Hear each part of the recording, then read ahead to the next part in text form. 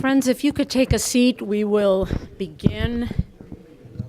Welcome to this afternoon's event on fostering innovation in large Latin American companies. My name is Cindy Arnson. I'm the director of the Wilson Center's Latin American program, and I am thrilled to be partnering in today's event, not only with the World Bank, but with also the Vedanta Foundation, which has partnered with us over the last year in sponsoring a fellowship on innovation in Latin America. And it's probably the case that this topic is not nearly as interesting as the parade for the caps that just sounded the horns and had a great spectacle down Constitution Avenue, but we appreciate your joining us. I'd also like to thank Santiago Gutierrez, who I don't see in the auditorium right now, who was our first, is he here? They're over there. There you are. Our first Vedanta Wilson Center Fellow on this topic of fostering innovation in Latin America. On Friday, we have the deadline for the second year, which is on the topic of fostering sustainable tourism. Those of us who have studied Latin America and lived there and are themselves Latin American know the extraordinary creativity and resourcefulness of the citizens of the region. And somehow that passion and creativity is not always reflected in the statistics on innovation or on economic growth. All of the major reports, and here we have Marisol Argueta from the World Economic Forum, the reports by the WEF, by the World Bank and others, the Global Competitiveness Report, the Global Innovation Index, the Networked Readiness Index, indicate that Latin America is among the worst performing regions of the world. And that seems to also be true of many Latin American firms. The global rankings for innovation companies have at most 4 names of companies from the region, and 2 of them were founded by the United States and are based in Caribbean countries. And the problem, as we all know, is that innovation is the driver of productivity, and in turn, productivity is the single most important determinant of long-term economic growth. So Latin America's performance on concerning productivity is also less than spectacular. From 2000 to 2016, total factor productivity in the region actually decreased by an average about a 0.5 percentage point per year. This was unfortunately the second worst result in the world after the Middle East and Northern Africa. So somewhere in this path from innovation to productivity to economic growth, things break down. And part of what we're trying to do today is to understand how to reverse that and improve the situation. So our focus is on large Latin American firms and their strategies for innovation. The top 1,000 companies in the region contribute something like 30% of the region's GDP. These companies do not necessarily produce the most jobs, but they certainly produce a significant number of jobs in the formal sector. Companies have financial resources, lower costs of capital, knowledge of markets, global connections, et cetera. So I feel very privileged that we have with us today senior representatives of leading Latin American companies, along with experts from the World Bank and the IDB and former government officials to discuss these issues, innovation, productivity, and the future of economic growth for Latin America. I'd like to mention that we have programs here. If you didn't pick one up, you can get one on your way out. There are extensive bios of each of the panelists, so we'll not be repeating that. For those of you who might be tuning in on the web, these will all, either they are now or will be on our website, so you can consult them there. So people, Marisol Argueta, the head of Latin America for World Economic Forum, former foreign minister of El Salvador, will introduce people briefly, and then people will speak. Thank you. Excuse me, wait, Humberto, I'm sorry, I got ahead of myself. Humberto Lopez from the World Bank, thank you. Thank you. And I will try to be brief, because I think that we have a distinguished panel here that are going to be having a conversation that goes to the substance of innovation and productivity in Latin America. Let me first thank the Wilson Center for the invitation, and also Cindy and the Latin American program for organizing an event like this. I think that is critical that we talk about these things of innovation and productivity in Latin America. Following the decline in GDP in Latin America in 2015 and 2016, the recovery that we are seeing in 2017 and what we are expecting in 2018 is not really dynamic. And indeed, if you compare where we were over the golden decade that managed to reduce poverty dramatically in Latin America, and today there is a big difference that the prices of commodities are not where they were. With lower prices for commodities, Latin America has to rely on something else than the prices, and this has to be on innovation and productivity. This is one of the reasons why at the World Bank we're putting these topics at the center of what we are doing these days. Beyond growth, I think that if you talk about poverty, is also you can bring the issue of productivity and innovation to the table. When we are talking about poverty reduction, we are talking about two things: creating many jobs and ensuring that they pay good salaries. And in many cases, the jobs are going to come from growth. But in many other cases, we have been talking about encouraging growth by reducing salaries. This is not good to reduce poverty. What we need is that salaries pay well, and for that we need innovation underlying these salaries, and this is critical. We can think also about how we do that, and in many cases we are going to be talking about the skills. I see Guillermo Perry here, one of my mentors in the bank, and he used to say that if in Latin America what we need is education. You don't have education and we are going to fail in many cases. But we need to ensure that there is education for everybody, that everybody has the skills and everybody has the ability to exploit what innovation and productivity is putting on the front. Because otherwise we are going to have the haves and the have-nots. And for a region that is, after Sub-Saharan Africa, the most unequal in the world, probably this is something that we don't want.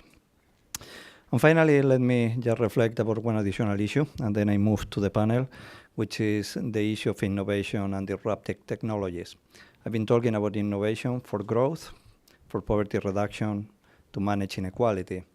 But many people are now putting on the table what is going to happen if innovation starts bringing artificial intelligence to the table, machines, and we don't have enough jobs for people to work. This is a debate that we have been putting since the 1800s, when the Ludites starts complaining about the possibility that the job market was going to disappear as we understand it. Still, many people today have that concern, and this is something that we have to look. In one of our last publications in the World Bank, The Jobs of Tomorrow, Technology, Productivity, and Prosperity in Latin America and the Caribbean, we have been looking at what innovation and digitalization are, the impact of these elements in the job market. And the good news is that it's positive in terms of employment creation, and not on a net basis. It's not that we create some jobs and we destroy many others, and on average we are good. Is that in general we find that there are employment is created for everybody, for the skill and for the unskilled, probably for the skill more than for the unskilled, but in general what we are saying is a Pareto improvement for everybody. So once again, an additional reason to be looking at all these things. I would like you not only to reflect only on the growth part, which is probably where it keeps many of you with the concern, but also to look at the poverty issues, at the inequality, and at the job market of tomorrow. I think many people are going to be looking at that. Thank you very much.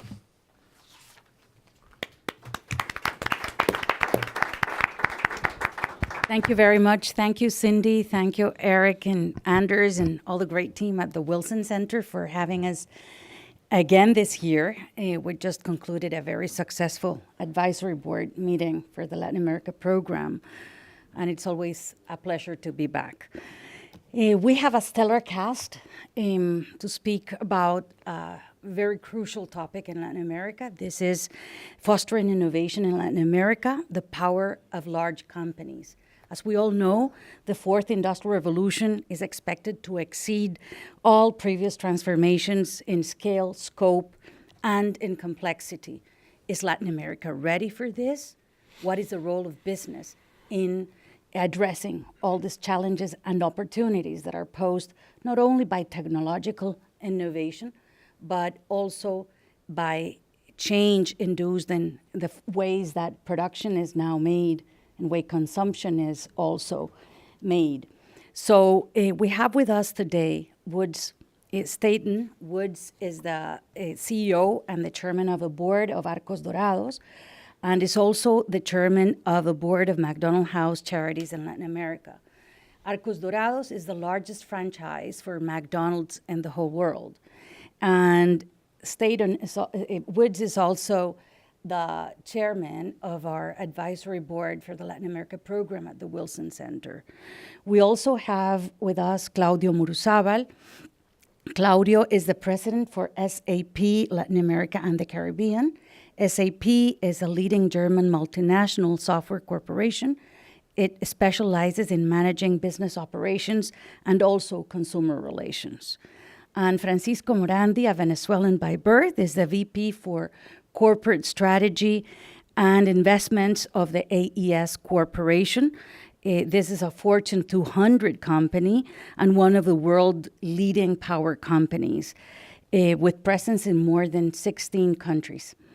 And we also have Ivan Chavez. Ivan is the Executive Vice President of the Vidanta Group, and he's responsible for various partnerships with global entertainment companies. Vidanta is a Mexican conglomerate involved in the design, the finance, and the operation of hotels, resorts, and associated infrastructure in various cities in Mexico.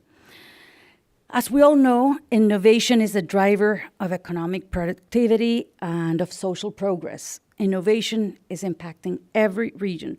However, Latin America seems to be very lagged.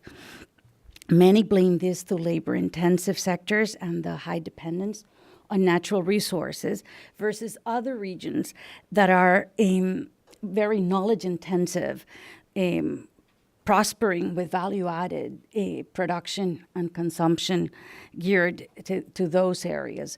So I would like to ask if this is a fact, if anyone can argue against that.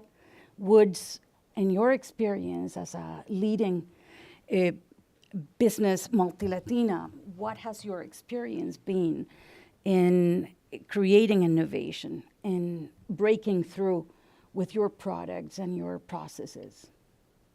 Well, thank you for the question. We have, as you said, the largest franchise for McDonald's in the world by far. We have almost 2,500 restaurants all through Mexico, all the way down to Brazil. And we've innovated in a number of ways. One thing that we've done is that we, first of all, when you were talking earlier about productivity productivity and performance in Latin America being one of the lowest, I'm happy to say that our part of the world, our company, is one of the best performing McDonald's systems in all the world, as far as margins, volume, customer satisfaction, as well as productivity. And that's all based on innovation. We have to be innovative because of competition.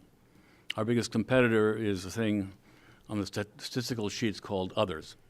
And others are all around us.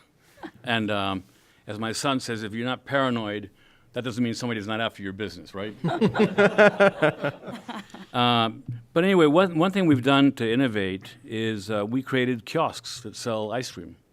And we are the leader in that, and now the McDonald's system has picked up that innovation and taken it to other parts of the world. And we did it because we had to be competitive. And we are by far the largest seller of ice cream in all of Latin America, more than Nestle, more than General Foods, more than and their successors. So we're very happy about that. We've also innovated with a thing that we call cultura, cool cultura, de servicio.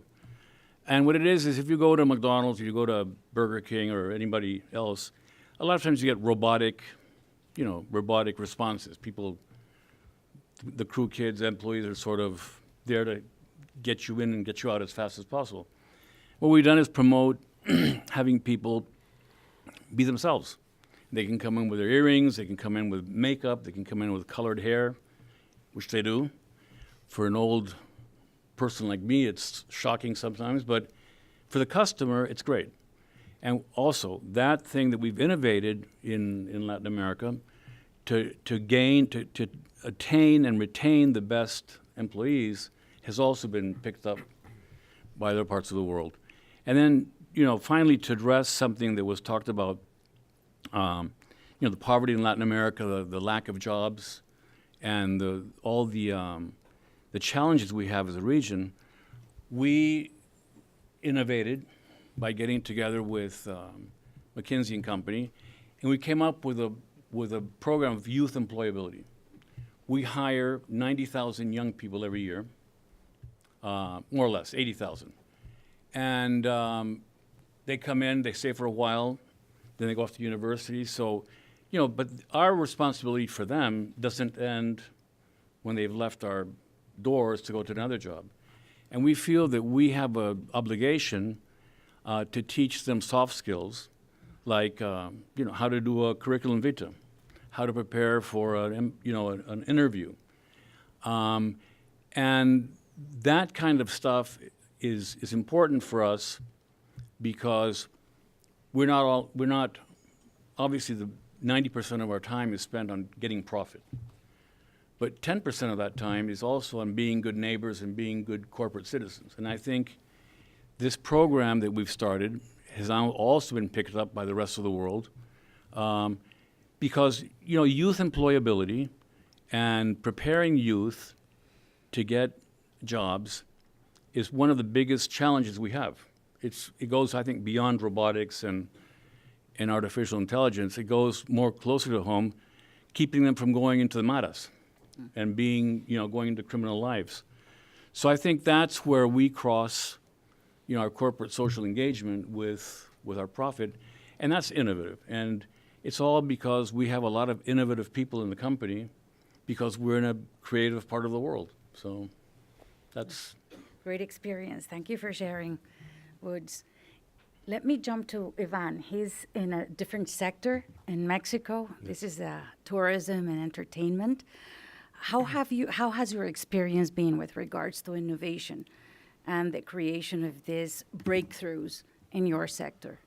So in our company, it's a company that's been around for 44 years. We're about 17,000 people now working, with a common goal of, hosting everybody into Mexico and showing a different side of Mexico that, people may not see regularly. Innovation is at the core of everything we do. And what I mean by innovation is not just, big steps that look like magic tricks. Our competitors think they're magic tricks because they just see something come up, what they think is overnight, and they don't realize that it's the result of many, many years of small-scale innovation year after year. So I'll give you an example, design-wise. We build our resorts, but we know that our customers every year expect something new. And so they want to come back and they want to see a new restaurant, they want to see a new tower, they want to see a new beach club. And so we do that by working with, the best architects, but also we try to do things differently from what they're used to. One example is we've divided our resorts into 3 layers. So subterraneous, under the ground, we put all of our service tunnels. So underground, under this resort, you have, in some of our cases, where we have many, many rooms, you could have 2,000 or 3,000 people moving underground and without disturbing, the resort experience at the ground level, where we keep the guests at with golf carts and other means of transportation. And then we add a 3rd layer, which is on wooden walkways, elevated from nature. So what that does, when we think of those things in design and we separate, service from the ground experience, from what we call the sky experience, suddenly your vacation transforms into something else. And suddenly, when people are there for a week, they're not thinking I'm in a resort. They think I'm in a very, special place, completely disconnected from anything that they've seen before. And then we also realize that people want more than just a beach and a margarita, though that is, a great point that Mexico offers. But they want more. They want to be entertained. They're looking for experiences. So something we did is we went and approached, leading entertainment companies around the world. One of them, for example, Cirque du Soleil. And we said, hey, we want to start a show, with you in Mexico. How come your permanent shows are only in Vegas? We've seen what you did in Vegas. We've seen that through your shows, a lot of people that are not typical gamblers are going and they're spending time with their families and they're extending their vacation stay. We want that for Mexico. So let's talk about, how to do that. So when we approached them, we did a feasibility study and it didn't come out as strongly as we wish. And the reason for that is because since people are there enjoying their pool time, their vacation time, afterwards, right around that time where in other cities, like in Vegas, they get ready to go to dinner and go to a show, in Mexico, families are typically, winding down from a day of being in the sun, and they're looking for something more relaxed. So what the study showed it was that if we had just a show without a dinner component, it was going to be hard for people to come because they were going to prioritize their dinner, and then moving afterwards, to a venue to see a show that they could see at home was not a big factor. So something that we did is we said, well, what if we do two things? What if we integrate Mexican design, and what if we make it a culinary experience? And what if instead of 2,500 seats, we do a smaller venue that is a lot more intimate, 600 seats, a lot more comfortable, and then we include dinner or tapas. And so something that seems, when you see it now and you experience that show, it seems like something that anybody should have come up with. It seems like a great idea, but to get to that idea, requires, literally years of going around and determining what needs to be done. And now, out of all the Cirque shows around the world, the highest satisfaction is the one that we have it's called Joya in Riviera Maya. And the reason that satisfaction is so high is because the experience is a lot longer than what it typically is for a Cirque show, in Vegas. In Vegas, it's an hour and a half show. Maybe there's intermission, maybe not. But here, people arrive to the venue beforehand. They have drinks, they have dinner. They go into the theater, and then, there's also dinner packages in there, and then they stay afterwards, and, they do that. So in terms of offering a product, we're in our industry in Mexico, we have to be very competitive because tourism, as you know, anybody can choose where to go. So people can decide, do I go to Hawaii or do I go to Puerto Vallarta? And so we need to compete not just on price, but quality. And so that's what we try to do. And again, in terms of innovation, we do it with our people, for example. We train and cross-train, all of our hosts, our employees, to have what we call a more complete job. And I'll give you an example of what that is. Typically, a housekeeper just does housekeeping. Maintenance just does maintenance. But our people want to make more money. So how do you pay them more money, just like that? So we've come up with a system that we've just launched where we do a cross-training of added value. So, for example, we can train the housekeeper to be a housekeeper, but also to perform some basic maintenance duties. So that allows us to pay them more because it could save us time and materials and other things that you would have to rely on maintenance to do. Same with the waiters. Typically in Mexico, we're lucky we have great staff and very hospitable people. Typically, you have the waiter that takes your order, and then you have the busser that comes in and cleans the table. Two separate tasks a lot of the time. So here we say, well, what if if the waiter does the job of the host, the waiting, the bussing, service. So that's, again, a more complete job. And like that, we roll a lot of programs that, they're innovative in a way because I cannot believe that more, companies aren't doing them. We have our transportation system for all of our employees. In one of our resorts, we employ 4,000 people just in operations in Puerto Vallarta. That means we need to have 25 different buses and routes, to pick them up and bring them home. And so we see those things as things that over time, they've been a necessity of operation, but also a way to retain, the best talent. Even something like making a division on the bus and leaving the first 10 rows with a little water bottle, a little thank you note saying, hey, thank you for being, some of our best. And the people that never miss work, they're classified as elite, they wear an elite badge, and so they get to sit on those seats. In the employee cafeteria, they have their own section with waiters and, in service. They get to enjoy that as well. And so there's things that we can do, with our training programs to take them, one notch higher. Another example I'll give you is, people always ask us, Mexicans, you guys are very hospitable, very service-oriented, but how do you train somebody to give you this stellar 5-star service? And the question is very valid because we have devised a system where we can grab somebody that maybe lives 2 hours away from our resort. They do not have air conditioning in their house. They're sharing a tiny house with 8 people, their family and siblings. And yet we grab this person, put him through a training program, and teach them, how to give a 5-star service. What does it mean to have a clean table? What does it mean to polish somebody's sunglasses by the pool? How do you set up a table where, you have 7 different, courses, and where at home they may not even, be never had a meal like that. So what we did is we created models. So we've rebuilt portions of our resort in our training facility. So we have exact replicas of the rooms that people will be working on, exact replicas of the security booth, exact replicas of the housekeeping carts. And so it's really a practical school, where people come and they go through this, 2-week intense program, for training. And then when they pass, or what I call, self-selection, because the training is so intense that if you make it, typically you stay with us for decades. If you don't make it, then this is not for you. And so again, those are the kinds of things that, when I spoke earlier about innovation not being something that happens overnight, it is the accumulation of little things that we have to do year after year. And what we've come to realize is that our tourists are craving that momentum. When they come, they want to see something new, and they better see something better every year. And for us, the biggest threat, as we were speaking about earlier, is to become outdated. So we don't want our facilities to be outdated. We don't want our processes to be outdated. We really challenge ourselves every year, to come up with something new and to deliver it, properly. So, there's many, many examples I could give you. Thank you, Van. One of the takes from both Woods and your intervention is that investment in human capital is very key. And this also addresses one of Humberto's concerns. How does innovation also impact society? And I think a great example, it can be shared by Francisco, as we were speaking earlier. What is innovation and sustainability? How is AES Corporation also addressing those issues related to sustainable growth? Can you share with us some of your examples, Francisco? Yeah, absolutely. And thank you for having me here. I think, as a global power company, innovation is a key component of what we do every day. We feel it's part of our DNA since we were founded in 1981. We're a provider of energy solutions, generation and distribution.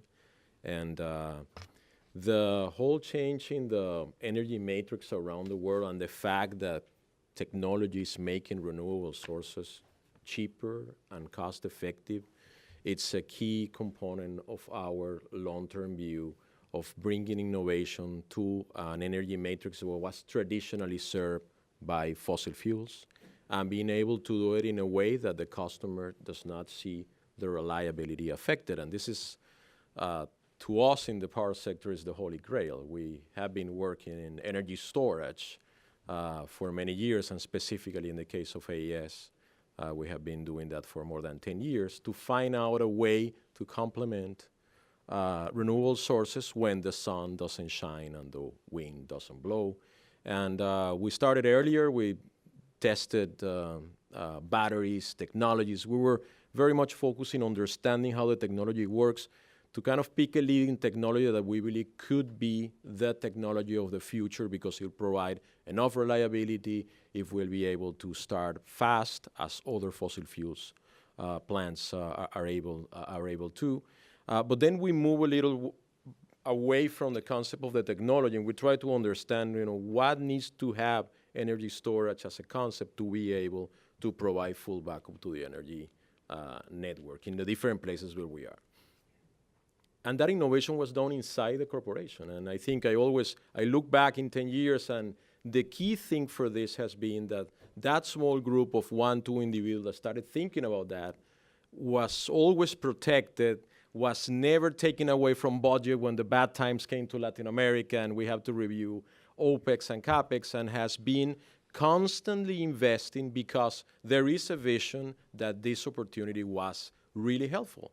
And 10 years later, we have a product. Last year, we launched a joint venture with Siemens. Why? Because we are in 15 countries. Siemens is in 160 countries. It's a great opportunity to bring a technology using the sales force of Siemens and the understanding of the market. But this is a product that you can put together with a solar photovoltaic solution and will provide 4, 5, 6 hours of energy backup, helping you provide reliable energy. And this sustainability of the system is key. And this has done in 2 ways. One is, I think, picking on what Ivan was saying, small little steps of innovation. our current CEO has been very keen in focusing on those small steps of performance improvement. He, as also Ivan was saying, so probably you read my notes here from your side. He read mine. He likes to say that innovation is not invention. And I mean, I'm an engineer by training, we tend to only wait for the breakthrough. And what we found out is that we own utilities in El Salvador, and we own utilities in Indianapolis. And some of them were doing great jobs at resolving some specific issues that they believe in El Salvador and in Indianapolis that were not connected. I will say that a typical one that we had is theft. Nobody steals electricity in Indianapolis, right? And when we talk about this in Indianapolis or in Columbus, Ohio, they look to us and they don't understand what we call administrative losses. So when I say that people don't pay the electricity, they steal the electricity. And there are ways to make it more difficult to for that to happen. But at the same time, when we put them together, they were able to find common points. And some of the things that were developed in El Salvador are now used in Indianapolis or in Colombo or in Electropaulo in Sao Paulo. Why? Because there was created a forum, we call it APEX, AES Performance Excellence, where every year we put a competition, people bring their work, they do white papers, there's a jury, the senior executive leadership goes to that meeting, they are the active judges, and they award certificates to the best, and there's a ceremony of recognition. And then there's what we call the Innovation Congress, because we found out that some of these small ideas, together with other small ideas, were larger ideas. And we believe those could be launched as a big innovation. So it's a compound of different small steps. And the example of energy storage is one that we did, something that came as an idea to find a way to work together and help some renewables. And it was developed internally, and it was presented at one meeting where the lead of that project came with his idea, and someone from the business in Chile said, I can use that solution. Why don't we launch a pilot and we see how it works? And that was the beginning of the story. We also saw, from a safety standpoint, that we were very much concerned to a series of hazardous activities we do in the electricity business. Some of them are related to inspections in very dangerous areas, so transmission lines, confined areas. And we started thinking about drones. So the CEO of the company at some point 3 years ago provoked the team and said, can you do some of these things with drone? And the initial reaction, well, you don't understand, technology is not mature, FAA will do this and that. There was a small team that was created. We went through the whole company doing something that in the past Richard Pascal called the power of positive deviance. Who was doing something within the corporation that was done better than anybody? And we found a company that was protecting the reservoirs with drones in Brazil. We took them, we tried to understand, and we started and launched a group that ended up in a joint venture with a company that we have, it's called Measure, with now those drone activities for inspections in infrastructure for not only electricity, but other type of technologies. You are able to take some of this workforce and they become pilots. You have to have a certificate to do that. This is a very careful activity. But the fact of the matter is that we reduced 25,000 hours of hazardous work now done by drones. So you're improving safety through innovation. So I think my message is, don't look at the small step that Iwan was saying as not as innovation. I think that's the first opportunity where you see that you're able to improve your processes, but also be consistent in supporting. And definitely, as the draft of the document that was put together said, there is a great driver in these initiatives, and typically are the CEOs of the companies that understand and believe that with innovation you will make the company more productive and you will make the sharing more efficient. So I think at the end, even though we're not a multi-Latina, we're in 9 countries in Latin America, I think at the end we're able to say that some of this knowledge has been shared, some of this development has been done by electricians in some small towns, in some very small places, and they're able to share it and be able to be recognized and eventually go up in the corporate ladder of the organization because there's a system and a process to do that. So we cannot forget that it's very relevant to have system and processes that capture the increase and the evolution of innovation in the corporations. That's certainly very key. Thank you, Francisco, for sharing. We have learned from food and beverage, from the great experiences that Woods have shared, from Ivan in the tourism and entertainment, and from you on the energy sides. Claudio, software company that works across sectors, what have you found in Latin America? What are those opportunities and challenges that you would like to highlight? As you well said, Maricel, I'm not a practitioner of innovation, but I had the privilege of being associated with innovation and technology development through all my professional life. And I want to go back to Cindy's initial comment of Latin America being probably challenged in terms of R&D investment, and as a result of that, productivity. And I had the opportunity to see it firsthand. Prior to joining SAP, I ran the IT captive business for one of the largest multilatinas. So I saw innovation applied out of a Mexican company for many years. And it was very clear that in the end, it all came to applying innovation in a different way to maximize the value of it. And I recently read an article in the Academy of Management Journal, which I thought was very relevant, because it said that, and it studied R&D around the world, and particularly looked at family-owned companies in the developing world, and found that although the investment was lower comparable to the rest of the world, the output of that investment was higher. Mm-hmm. And it has to do with creativity, being able to do more with less, and find a way of doing it. If you also look at a recent BCG study from the beginning of this year, looking at multilatinas, found out that 13 out of the 20 companies that produce the most patents in Latin America are multilatinas. So with that in mind, I think we need to look at innovation in a very different way. I had the opportunity to have 900 executives from Latin America attend an event last week on innovation. And I was thrilled to see that while their counterparts from the rest of the world are probably considering whether to get into producing innovation sprints or hackathons in their companies, a large percentage of the executives in the room for Latin America were already doing this. Mm-hmm. And were finding a path to generate innovation. But all this has to do with technology in the end. And we are at a point in the development of technology that we have a unique opportunity to leapfrog the state of the art and position our Latin American companies in a different way. I'm sure you all been bombarded by the concept of digital transformation and what that means in terms of changing the way businesses are run. Let me tell you, that's all news. For those companies that have not embarked in digital transformation, it's already too late. The real opportunity has to do with emerging technologies. Has to do with the fact that after many years, technologies like big data, artificial intelligence in the form of machine learning, blockchain, IoT, and most recently, the fact that you can interface a computer system through natural language, and we use that at home, by the way, the form of Google Home or Alexa. All that is creating a new opportunity.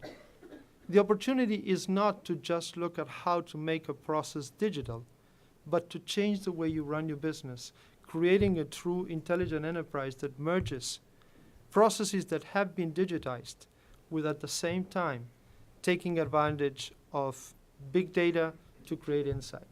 So why am I getting to this point? Because I believe that for the first time, we're seeing that governments and academia in Latin America are starting to play a role in supporting that change in direction. When we thought of government in the past and how government would help innovation, we would definitely think of development banks and the fact that there will be access to funds at probably a lower rate that it will be available elsewhere. Now we see many more governments, starting with Brazil, recently Brazil, taking a role in helping business come up with creative ways of expanding their reach in terms of innovation. The same is happening in academia. It's not just supporting the startup and creating an incubator, but creating truly technology campuses in support of businesses that are the way to bring a bridge between students and the opportunities that they have once they exit university. So with all that in mind, I need to go back to Umberto's comment at the beginning of labor. And coming from the technology side, definitely what's on the table is the discussion whether technology will be the end of labor or not. I believe work is going to change in the future, but not necessarily it will have the impact that many predict in terms of loss of labor. There's a very recent OECD study that says that only 14% of labor will be impacted by automation, and that many more jobs will be created by the fact that technologies create opportunities that don't exist today. So I want to end that with a comment that I think is relevant, and it's the fact that we as business leaders have a duty to our shareholders, but also have a duty to the communities in which we operate. So purpose is becoming a larger role in defining the future of our businesses.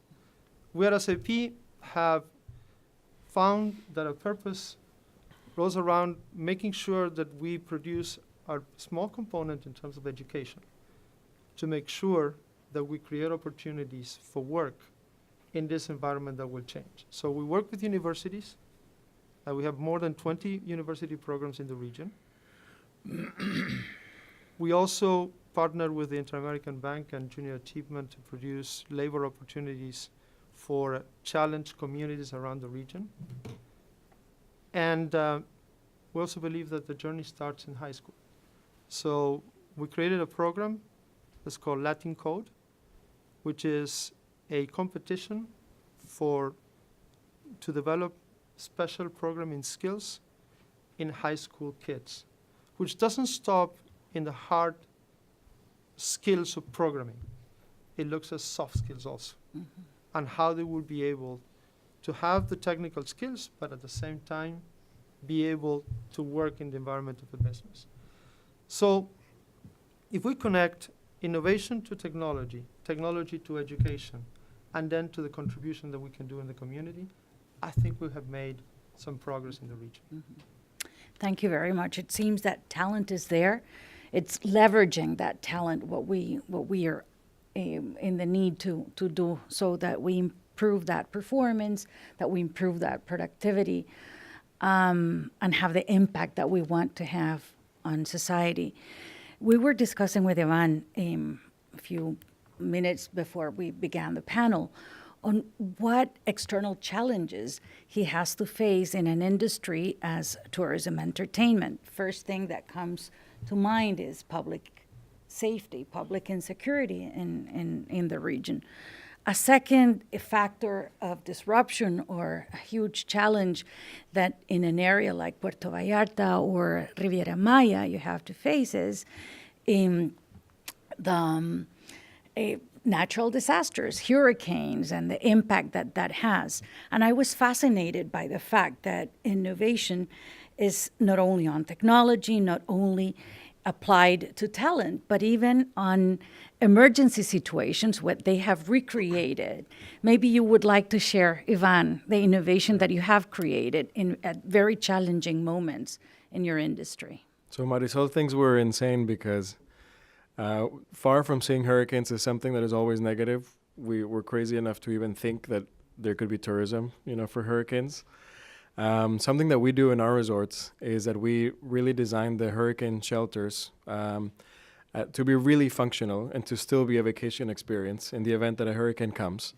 So, these shelters, now we have, specifics on what they need in order to be very safe. But we also design it like a mini resort in mind. So if people are going to be stuck, for a day or two in there, we have a section that is the spa section, where they can still get their massage. We have 2 or 3, food options. We still build a little kids club.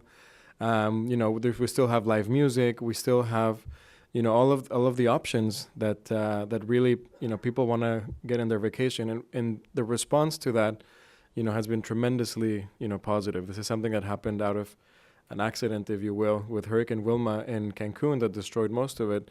We did that. We asked our people to volunteer, and whoever wants to stay, it's a completely volunteer. Everybody else can go home. And a lot of people stayed because they wanted to be with the tourists that could not, leave on time. And what we found is, if you see that as an opportunity, you're going to get guests for life. And we've never gotten so many letters afterwards that, the people that were there, that were volunteering, that were still providing the service without knowing what was happening outside, was tremendous. And it's like a crazy bonding experience. Of course, we take other measurements. We put anti-hurricane curtains, and we hope it doesn't really happen as often as we would like. But something that we always keep in the back of our minds is that, when you're already the biggest boat on the river, you have to grow that river, to keep going and to go faster. And what I mean by that is, we often make decisions based on growing the human capital of others. So it's easy to sit here and say, we do X, Y, and Z for our own people, and everybody's always looking in. But in our countries, development for everybody is a priority, not just for our own companies, but for everybody. So we really encourage everybody to make decisions that increase the greater good of not just their company, but of the community. And I'll give you examples. Our chefs, we tell our chefs, try to buy local. And every chef says they want to do that. The reality is that they want an easy life. They just want to fill a form and, give me everything, and the distributor brings it. But our guys actually go and find, like a cheese, producer somewhere in Mexico that's just starting, and we try it out and we buy it. Or, there's Mayan communities that produce amazing honey, for example, and they don't know how to market it. They're just, 3-4 generations of honey makers, and it's great honey. They don't know how to sell it. So our guys go in there and help them create a label, and then, we get them started and we buy it. So with that mentality, even as we walk through the breakfast buffets at the hotel, when we look at the cheese, we're not just looking at the cheese, we're looking at the family that sells the cheese. When we see the honey, we're not thinking just of the honey. We know the family that's making this honey that is now running their own label. So we make those decisions, and I guess you could see that as innovation also in a way, to encourage the people that are surrounding this organization to grow as well and to continue. So, Thank you for sharing that experience. And it's incredible to see how a creative mind can make of a challenge a success story. And I'm sure you've also faced situations like that, Woods, as you've entered new markets, as you've conquered new markets. As a leading multi-Latina in the F&B sector, what have been those challenging moments for you as you enter new markets? People could think that Latin America is so standardized, but what has made you change your products or make those small changes, as Francisco was mentioning, those small steps in your processes to be able to conquer those new markets in Latin America? Well, I think you said something important. Not every country is different. Really, every city in many of our countries is different. And what we've done is we have a core menu, but we also have, especially in the case of desserts, in the case of breakfast items, what people consume locally. And to get those to our standards and do them in a big volume and still be good and nice has been a challenge.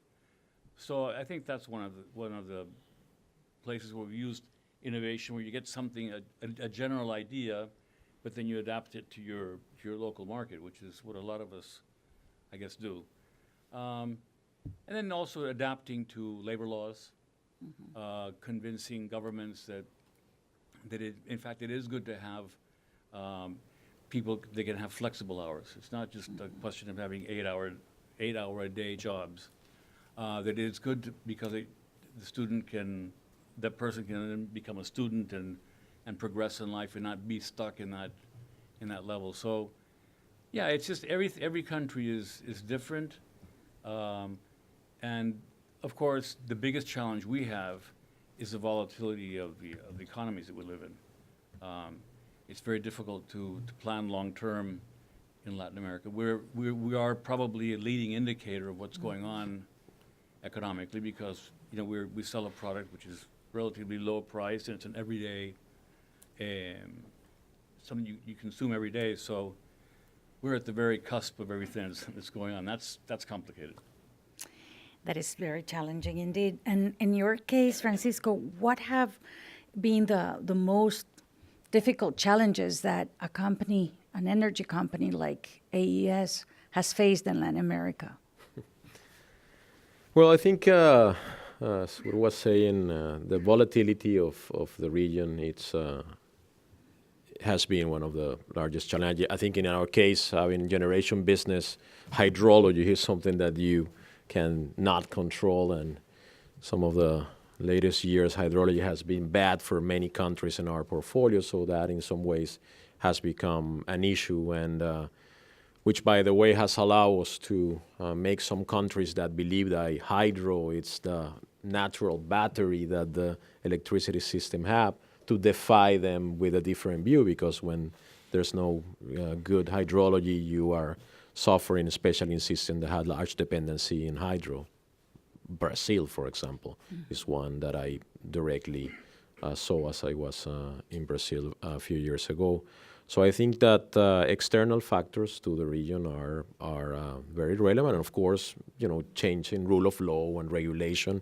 We are a highly regulated business in some cases. When we go through the utility business, the consumer and his ability to pay and his disposable income is relevant. So in this changing times, it's very difficult and in the utility sector to deal with customers in economies that are becoming more and more complicated.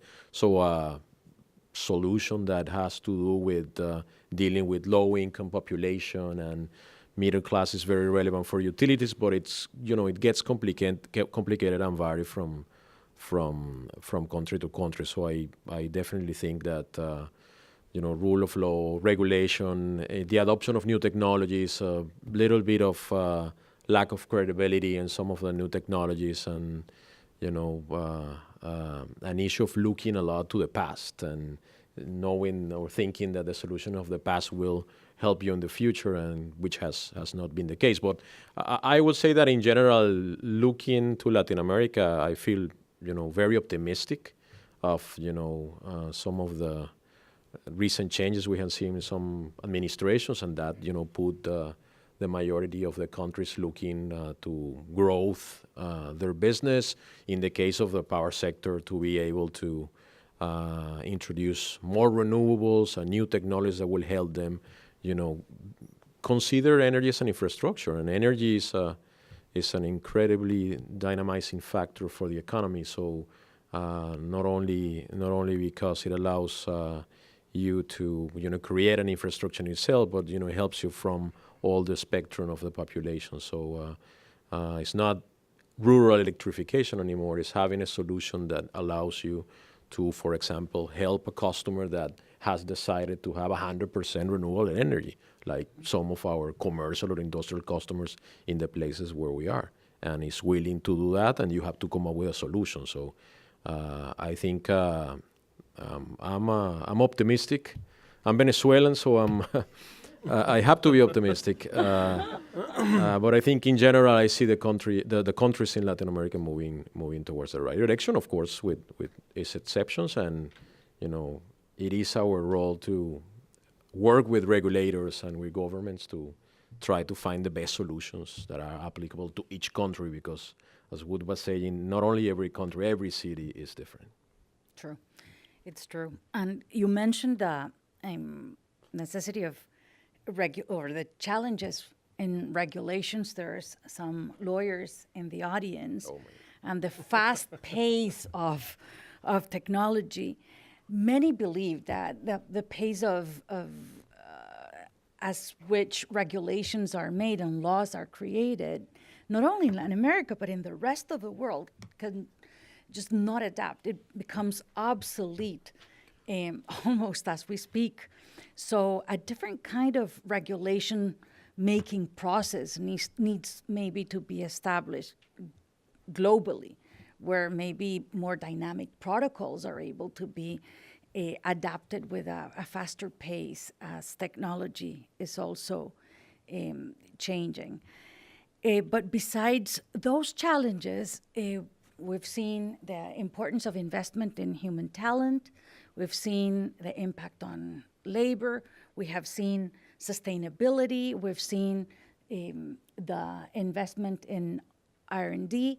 Many claim that there are not enough private and public resources for financing so that innovation can be really promoted in Latin America.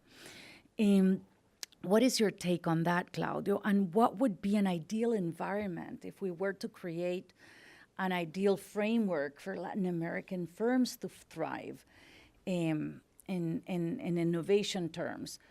And maybe not only on the large firms, which is the focus of our panel, but what would be the values, the elements that would be necessary in a region so that not only the large firms, but also the smaller firms are able to thrive without needing to come to Silicon Valley so that they can be innovators and have the impact that their potential can provide. Yeah, I'm not a financial expert, but I truly believe that access to financing resources is not the issue at this point, at least at this point in time. But you're right that the successful startup that starts in Latin America, and we have big number of those and big number of unicorns that have started in Latin America, take a route that is predictable. They start in the country, then they become a regional player. All of a sudden, they have to move to Miami to be able to really conduct the business better. And then Miami is not enough, and you have to move to the West Coast. And in fact, if you have this conversation in Miami, where I come from, this is the daily question. So how do we make sure that the startups stay in Miami and don't go to the West Coast? And here we still have the issue of how do we make them stay in the region and don't go to Miami? And a lot of that has to do with regulations. And it has to do with the fact that although there's a lot that has happened in the recent past, there is a need to have more business-friendlier regulations for startups. I'm sure you've seen all the statistics of how long it takes to open a business in a given country in Latin America as compared to anywhere else. So that is definitely an opportunity. What are we doing in our end to try to support? We're not in the business of providing financing for startups, but we are in the business of supporting startups with the development of business cases and getting them access to technology so they can jumpstart their business. And it has been very successful. We have a startup group in every single country that we do business. And we work directly with the government agencies that support startups. We connect with the incubators in universities and incubators in the private sector. And what you're seeing more and more is that there is an open mind in terms of government institutions to address the issue. Now, we need to make sure that we don't take it that far and that it becomes now a more regulated environment. So there is hope at the end of the tunnel, but it's a question of finding the right support in every given country and then make sure that that talent doesn't go, stays in. Clearly, yes, and intellectual property rights, I think, is something where there has been a lot of arguing for and the need to improve those areas. One of the indicators for innovation is actually patents, patents that have been registered. 2016 numbers in Latin America showed only 1,400 patents registered throughout Latin America and the Caribbean. This is 10%, less than 10% compared to South Korea, that registered 15,560 patents in 2016. Maybe that's another factor that needs to be leveraged, but I see that we have only a few minutes, and before I monopolize further the conversation, I would like to ask the audience to also participate and feel free to ask questions to this very distinguished panel on the topics of your relevance, or if there's any specific area or comment that has not been addressed, please. We still have some time for your questions. Just Please make sure that you address the question to someone in the panel, and please introduce yourself. Thank you.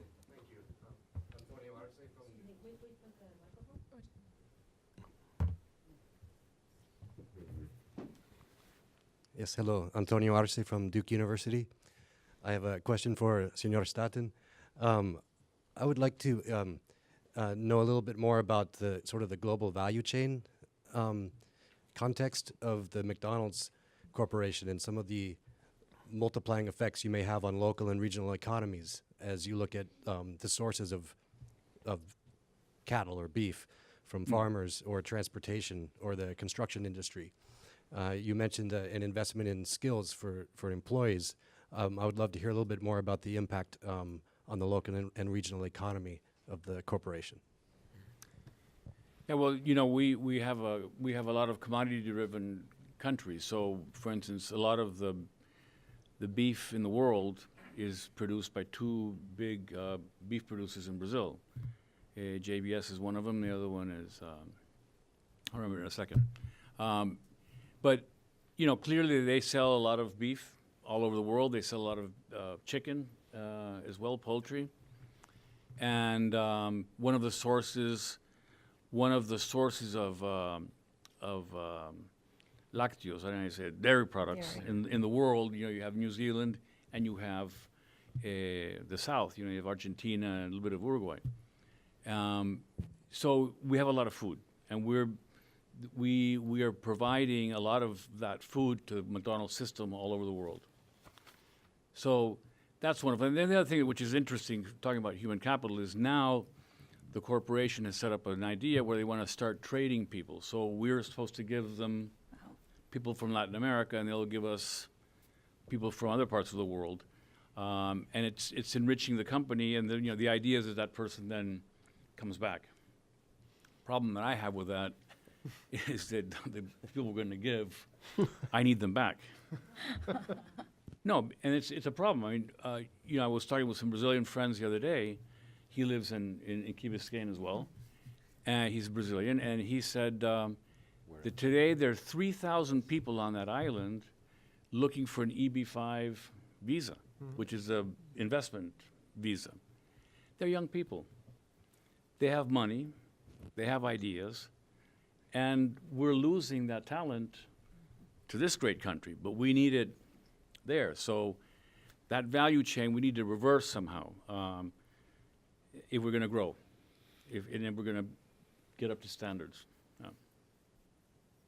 Thank you, Woods. Yes, please. Brazil Foods. Hmm? Brazil Foods. BRF. Brazil, BRF. Thank you. Christine Moyes, FTI Consulting. What challenges do you think Latin America still faces in intellectual property, and how do you think they can improve these challenges? To any of the panelists.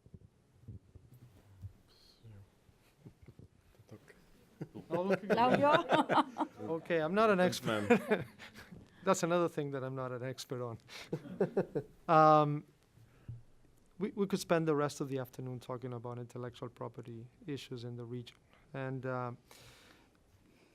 I don't know exactly which is the biggest challenge. I can tell you what is the next biggest thing in our industry, and that's privacy laws. That would definitely have an impact. If you follow the EU regulation on GDPR, this is coming. We've got creative ideas in different countries. That's going to be one of the biggest issues hitting a region in terms of regulation in the near future. Thank you, Claudio.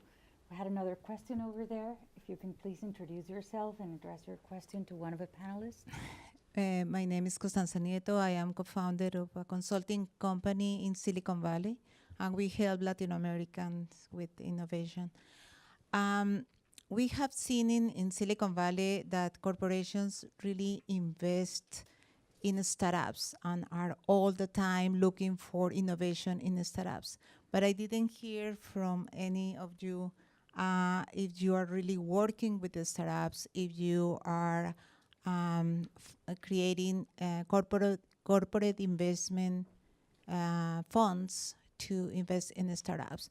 I really believe that those funds are going to really activate Latin America, and we need desperately that you guys, corporations, start investing in startups to close the circle. So are you guys doing that? Are you investing in startups? Francisco? Specifically in our case, what we have set up a framework that we call AES Next. We understand that the digital transformation already exists, and being a digital utility is something that we see every day. So someone who doesn't have any asset, and doesn't have any plan and hasn't invested $2 billion in facilities, with a computer or a system can start stealing your customers and providing retail services. So we establish a company that we call Next. It's an incubator to try to build up a digital solution business for us. And what we have been is selecting different opportunities that will fit and will be able to create a solution that will be purely digital. And that's something that we started recently. We haven't had any commitment on funding, and we don't consider this as a venture capital fund within the company, but it's a unit that analyzes how to be a fully digital business in the future. Why? Because our current customers are looking to digital solutions, and we understand that they're going to be demanding those services. So there's a little bit of building our own future through our own company. I think whenever this becomes something larger, so size and commitments of funds will probably be the most appropriate in the future, but definitely is a key issue. If you look at some of our affiliates in the world, they try to establish incubators for their own small initiatives. We have partnerships in the case specific of Brazil with local incubators promoted by local banks, Itaú and Bradesco, where they set up a building with incubators, and the energy partner is AES, and whatever development they have in the energy sector, we can test drive it in the company, and that's how we have found some opportunities. So both at the corporate and the local level, we haven't. It's an excellent point. I think we missed that one as a key source for innovation. Claudio, would you like to add anything Yeah, to that question? in addition to what I commented before, we have a startup group in every country that we do business. So Startup Brazil, Startup Mexico. That model is primarily focused on the business case, supporting the entrepreneur with the business case, and with technology. The second stop is that we allow them to sell with us into a client base. So that gives them a market. The third option is that we have some financing vehicles, SAP Ventures, SAP IO, different ventures around the world that invest in startups. So they have the opportunity to also participate, to be supported financially by SAP. So it is a big part of the way we go to market. In Latin America, absolutely, yes. Great. We have time for another, maybe we bundle the questions. If we can start with you, then we continue with you, and we conclude with you, Cindy. Yes, hello. My name is Alejandro Lara, and I'm a co-founder of Brain and You, which is a nonprofit startup that we're intending to provide a behavioral approach using the latest neurotechnologies. My question is, I would like to know, hopefully from each of you, if you're actually investing, because guess what? At one point, I got news for you, we're all gonna be retiring soon, most of us. So the question is, are you truly investing in youth brain development, youth development in general, because there are innovators all over the planet, and so that's the question. You're true an aggressive, if there is an aggressive investment in education, by educating youth innovators in certain countries. Thank you. I think that question was addressed at the beginning of the panel when we were discussing the investment in human talent. Let's hear your question, and then yours, Cindy. We only have very little time left. I'm Kat Cooley. I work with the Palladium Group. We're an international development contractor and consulting firm.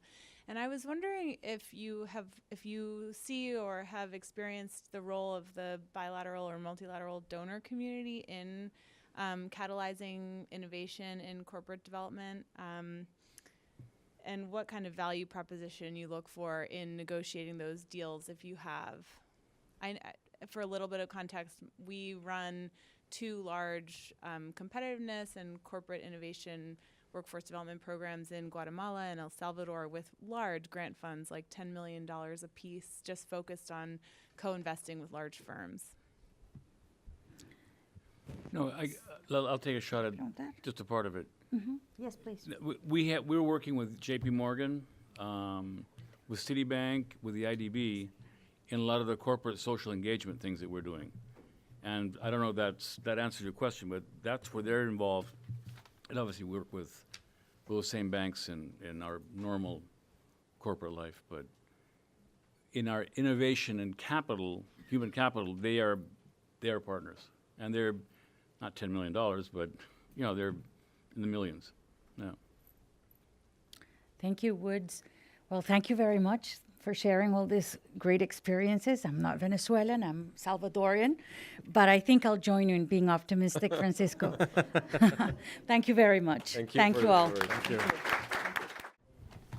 So thanks for being here. Thanks for having accepted this invitation and for staying for the second part of this panel. My name is Santiago Gutierrez. I'm executive editor of Latin Trade, which is a business publication focused in Latin American in the Latin American region.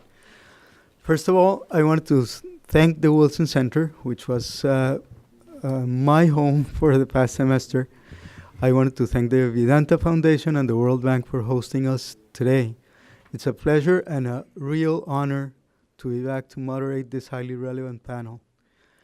I will not present the speakers in this panel. You have, once again, you have their bios on the packet that you have on your hands.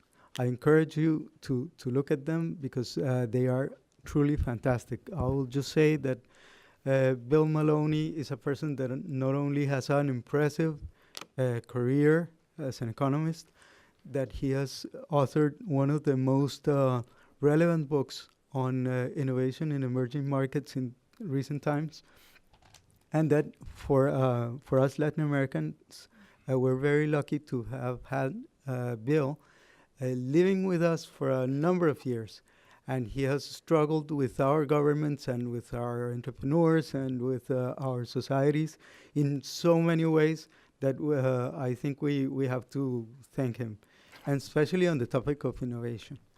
I think I'll only say a few words again about Diego Molano. Diego Molano, former Minister of ICT in Colombia. He actually made Colombia jump ahead in the neighborhood, in the realm of internet access and connectivity. And this is something that Diego doesn't know. I was speaking with a person in Miami just a few weeks ago, and this person worked with Diego when he was at the ministry. And I told him that I was going to see him, and you should see the grin on his face. I mean, this is something that was outstanding, impressive. Because, when ministers become former ministers, they lose relevance. And in this case, he was so happy, and he was saying so many good things about Diego that I feel that he is at least not a forgotten minister. Good. And Luis, I'll just say that Luis he is the lucky one in this case because Luis had a post built for him. He's the advisor on innovation to the president of the IDB. And that's a rare instance in his case because he's an expert, of course, in innovation, but the post was built exactly and suited for his knowledge. And now we in Latin America are benefiting from his being there. So thank you three so very much for being here. And let's start by asking each of the panelists to give us your impression on what should public policy do to improve innovation in large Latin American firms. The thing, as Cindy was saying, is that the string that goes between innovation and productivity and growth is broken somewhere. And public policy has a role to play in fixing that channel. And let me just ask Bill if he has some initial thoughts on that.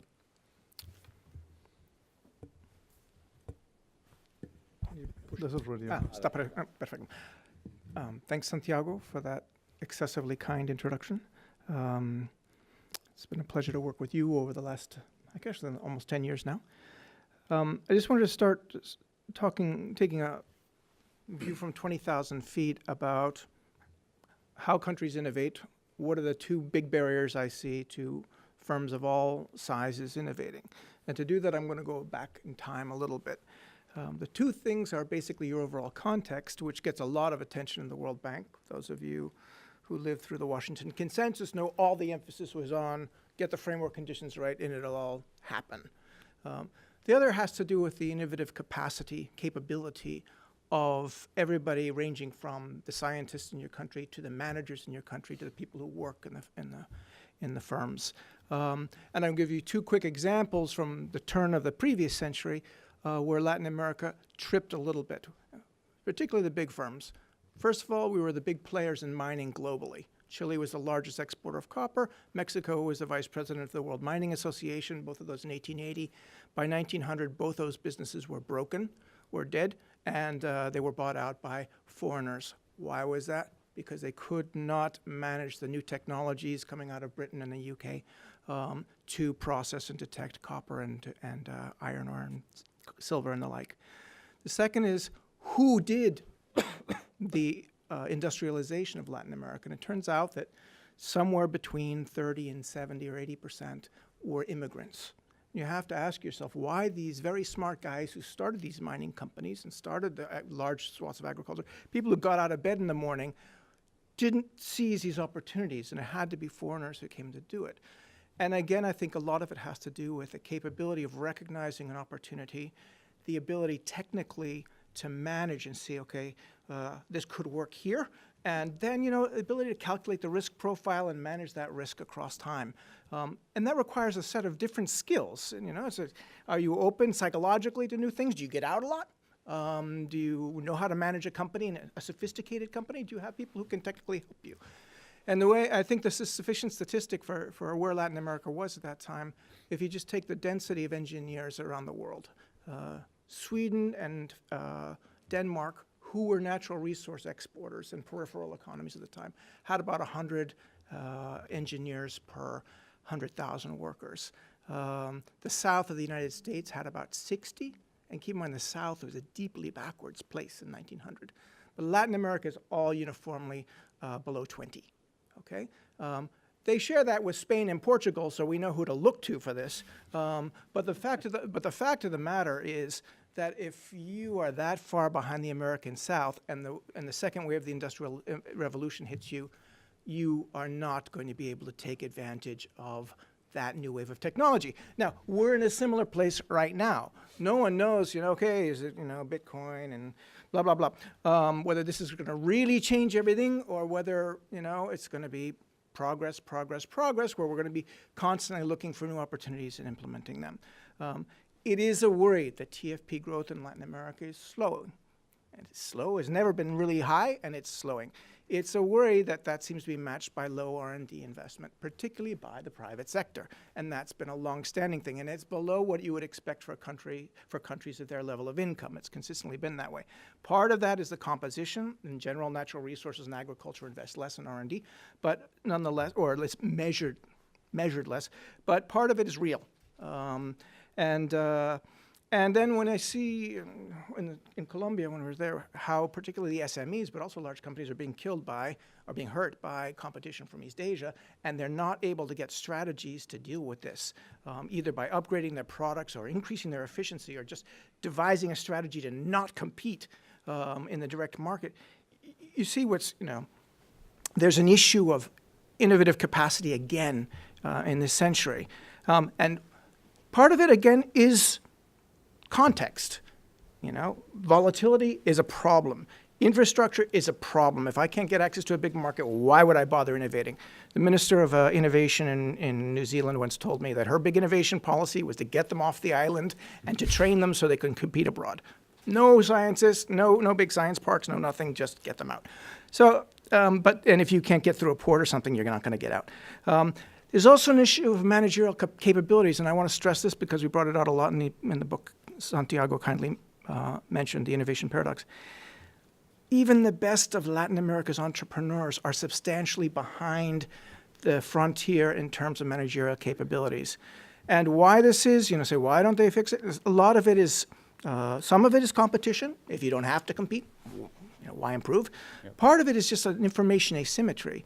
If I go, I've been to every Latin American country at this point and presented the statistics that came out of the Stanford LSE study on management and said, look, you guys, you're at the level of Kenya.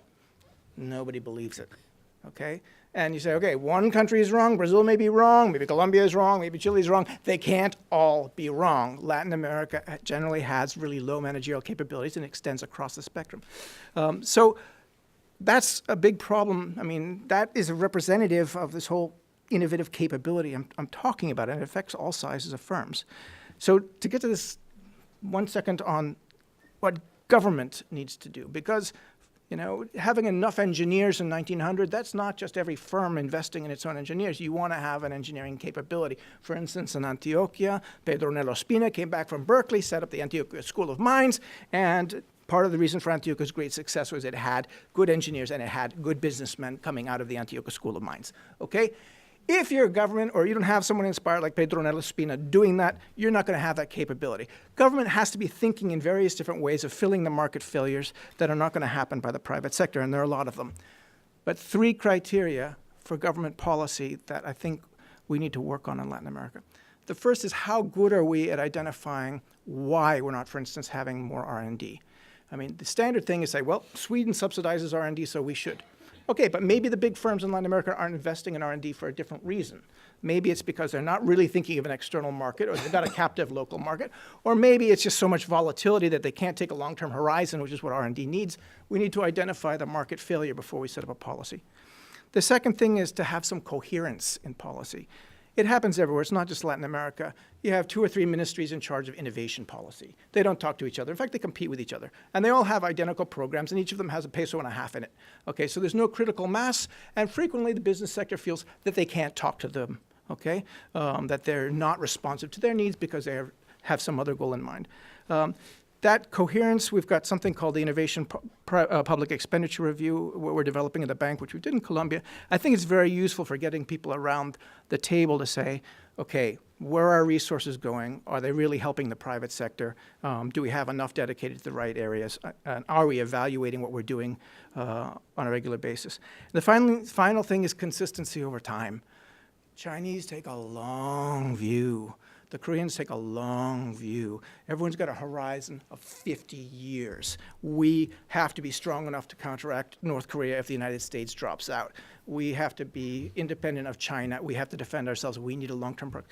Okay, it often happens in an unnamed country.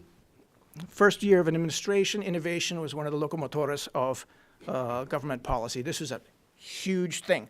Year 2, it disappears.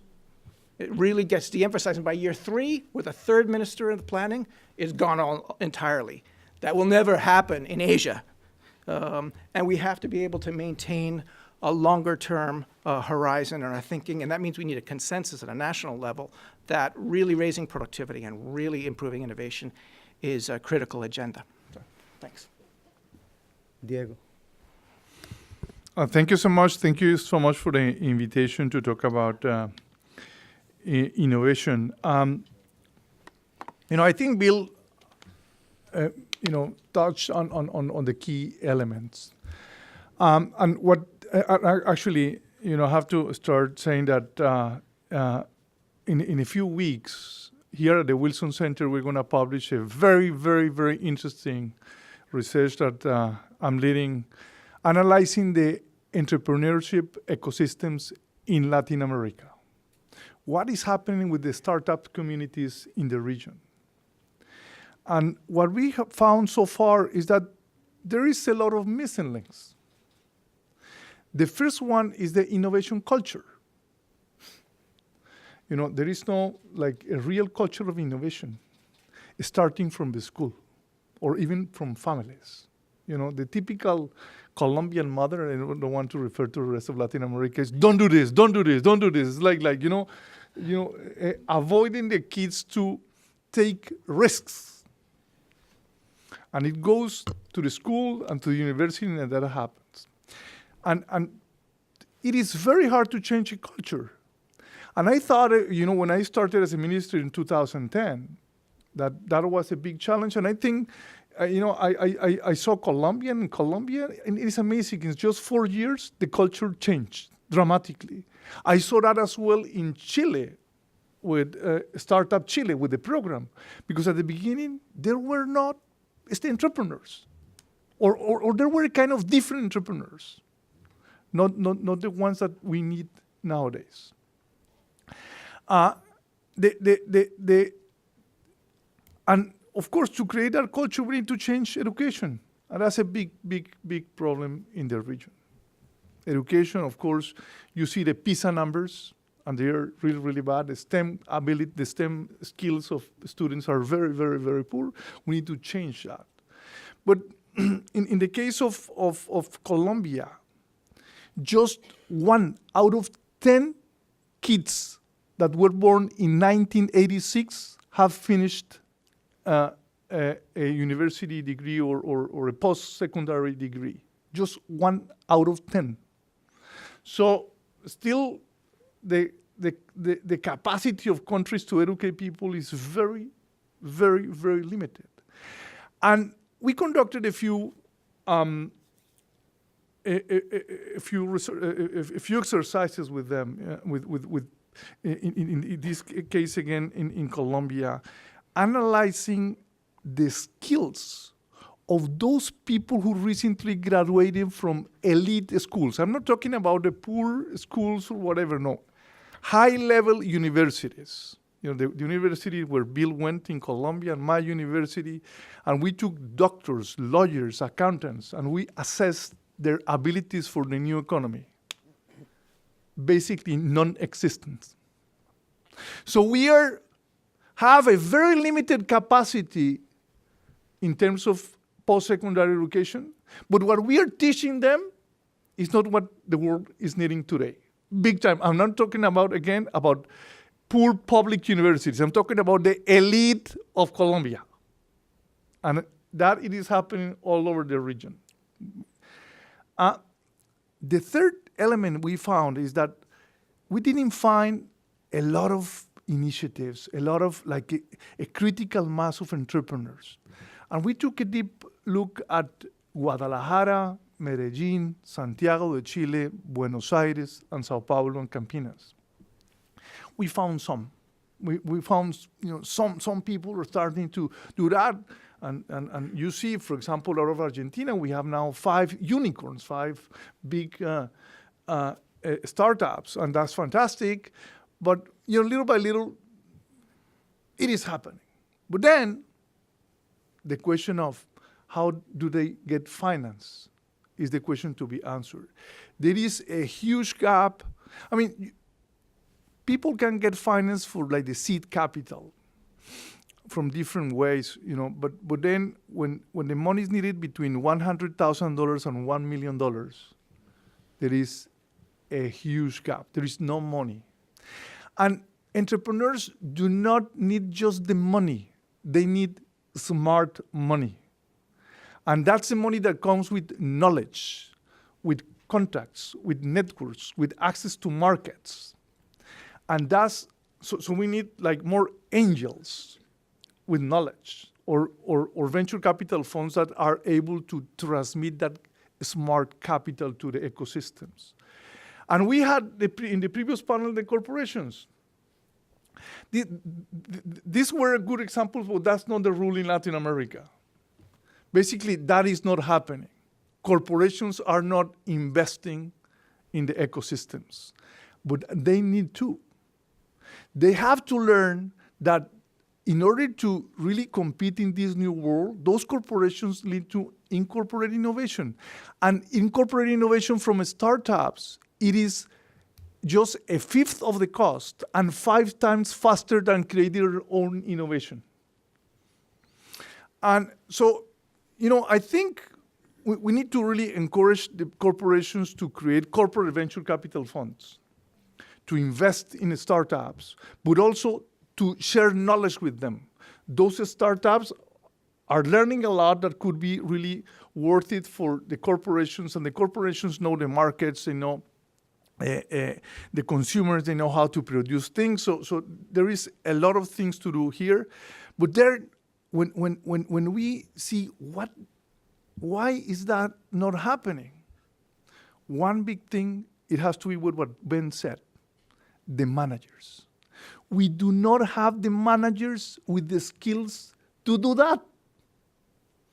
We do not have the right managers to really innovate in the way they develop business and to interact with the startups, to take new risks. Today, the innovation is like within the house. If you see the Global Innovation Index, and I'm sure that you saw it, I participated in the 2 first reports. You see that the big gap of Latin America is in that ability of companies to innovate. And we have to really encourage big corporations to really join forces with the startups to do that. Of course, in terms of the government policies, they are needed. But people think that the best way to do it is just doing copy and paste of what happens in Silicon Valley. And that's the first big mistake. Copying Silicon Valley, it is a big mistake. It happened to me when I was a minister. Unfortunately, I failed big time fast, and I learned that that's completely wrong.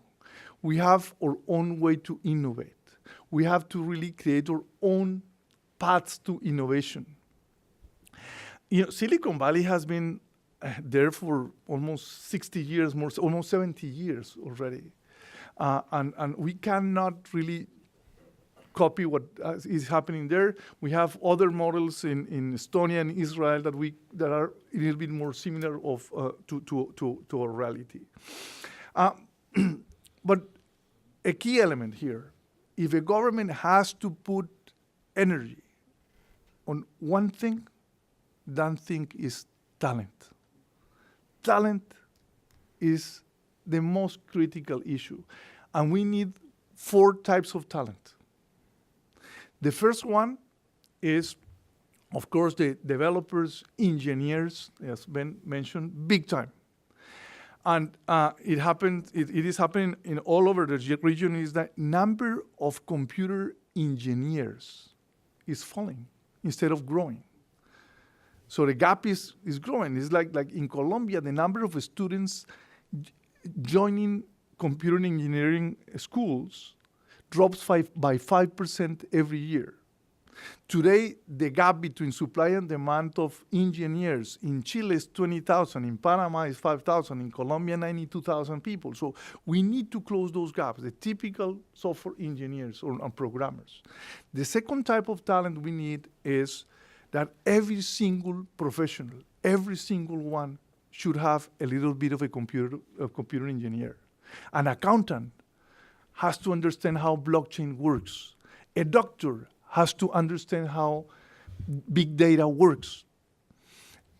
That's critical. The third type of talent we need is women. Women, big time.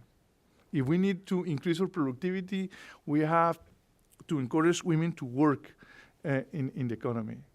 And the fourth and most demanded talent we need today is leaders. Leaders. Leaders for both the public sector and the private sector. Leaders to do that digital transformation that I was mentioning in the previous panel, but we need urgently those leaders. Thank you, Diego. Luis. Well, Santiago, thank you very much for the opportunity to be here. From the IDB, we are really excited about this topic. And I have to say that if we're not for the leadership of the president of the IDB, Luis Alberto Moreno, I think this topic would not be so central and important in the agenda of the IDB as it is right now. So I think that it has been a privilege to work for him and to see how he really sees not only the innovation, but the whole digital economy transformation that is happening so fast as a key factor for Latin America looking forward. And he also sees the role of the bank as an agent of change. And if we don't understand fully what are the impact of that digital transformation and innovation, we're not going to be able to help the countries, be it in sectors like education, health, natural disaster, climate change. So I think that, and we'll talk more about, how innovation impacts the large private firms, and I think it's key, because we do know that 85% of the R&D globally is done by private sector companies. So, I mean, if they are not doing it, we're going to be in trouble. And it's interesting if you look at some of the numbers, because if you look at a country like I'm Brazilian, 200 million people, right? But look at Israel. I went to Israel recently, 8 million people. 4.5% of the GDP goes into innovation, right? The U.S., 3% of GDP, and the U.S. GDP is $18 trillion. So 3% of $18 trillion is a lot of money, goes into this. Brazil, which is the largest economy in Latin America, is 1.5% of the GDP, but the average in Latin America is just 1%. Costa Rica, Mexico, and Argentina have less than 1% of their GDP invested in innovation, right? So we have a problem, right? I mean, we don't have to say, that's why we're here in this meeting. So the question is that, how do we create an environment that companies can innovate, and how governments and public sector participate actively on that? But if you understand some of the key challenges for this innovation to happen is the weak innovation climate in the region. Let's take the example again. Some of you talked about investment in companies. There is a underdeveloped capital market to support innovation in the region. So if you do not have an ecosystem of investors and capital available at interest rates that make sense for you to innovate, it's not going to happen, right? You're going to be heavily dependent of the public sector finance. So that's a key challenge that we have to face. The second one, I think the previous panel, they talked about intellectual property and patents. Korea vis-a-vis Latin America, not even Korea vis-a-vis Brazil. Is Korea vis-a-vis Latin America. But in Brazil, it takes average 12 years for you to register a patent. So, and this is the most advanced country when you think about registering patent in Latin America. So here you do have a big problem, right, which is regulatory, which has to do with policy, right? But then you go to talent. We all talked about talent, and we like to exchange different numbers. I like this one. In the US, you have 22 PhDs per 100,000 inhabitants. In Latin America, you have 3.5 PhDs, right? So again, it's funny because I advised DuPont long ago, more than 10 years ago. And at DuPont, they had 80,000 employees and 5,000 PhDs, right? And I said, oh my goodness, how can that be? Probably more than the whole city of Brazil or many cities of Brazil, right? So, I mean, this conversation of how do we foment and create and promote, people to aim to go for higher education and pursue PhDs is absolutely key, right? And we can give examples of not having. Cisco, for example, looks at 2025 and says that 1.2 million software developers will be needed in Latin America.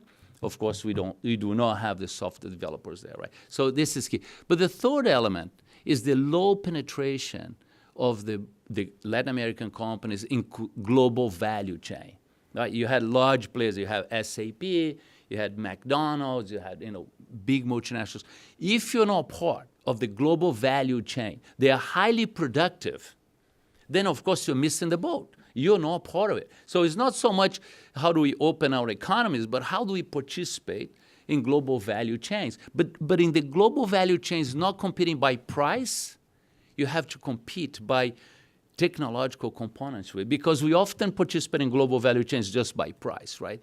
More on the lower side of that. But are we participating on the technological part of it? And we are not, right? So these are three key elements.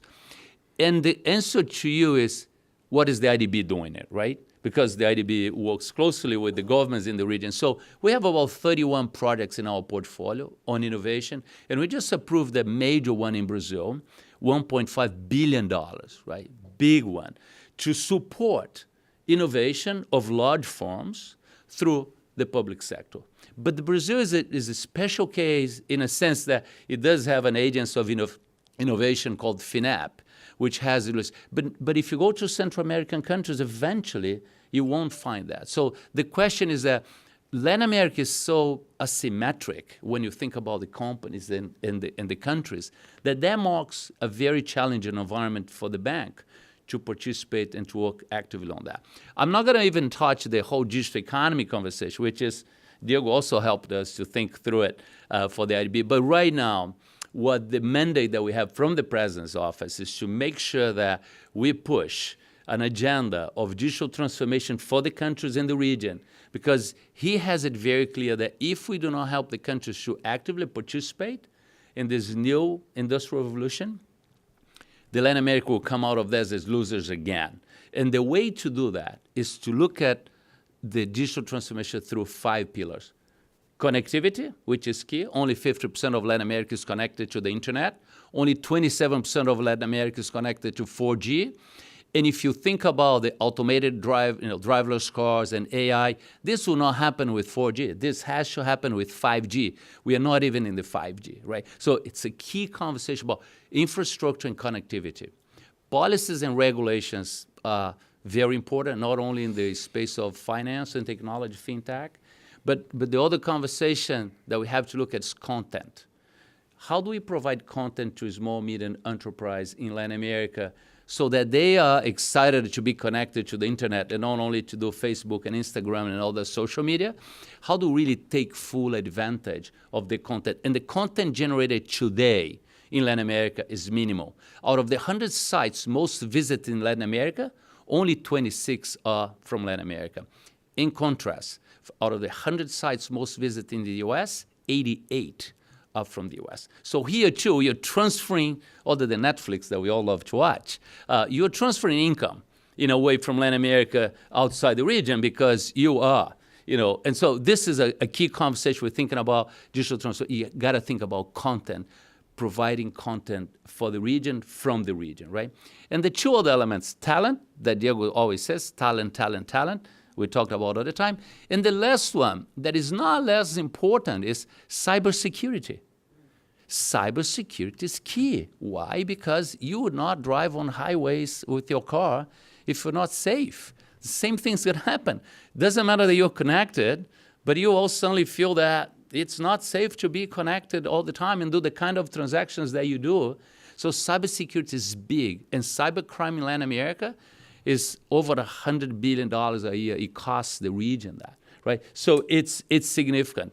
Only 5 out of many Latin American countries have a cybersecurity policy, in place, well designed. So this is a conversation that often is overlooked, but we have to really focus on it. Again, I'm going to stop here because this is a fascinating topic, and I'm sure there are other areas to touch, but thank you. Thank you, Luis. I think it's a great way to start this conversation. And let me go back to Bill posing this question.